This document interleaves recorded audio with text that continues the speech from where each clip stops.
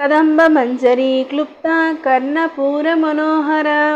కదంబ మంజరీ క్లుప్త అనంటే కదంబ పువ్వులు పుష్పగుచ్చాలుగా అమ్మవారి చెవులకు అలంకరించుకొని ఉంది. చూడ్డానికి మనోహరంగా అగుపడుతుంది. అంటే తాటంక యుగలీభూత తపనోడుప మండల. తపనోడుప మండల అంటే తపస్సు చేసే వాళ్ళకట తాటంక యుగలీభూత. తాటంకములంటే చెవుదుద్దులు.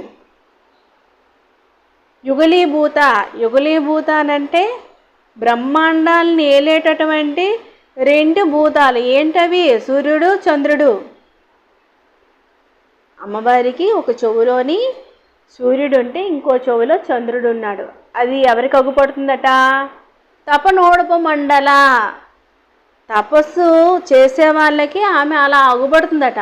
ఒక చెవులో సూర్యుడు ఒక చెవులో చంద్రుడు ఉంటే ఆమె విశ్వరూపం అందరికీ అగుపడుతుందండి.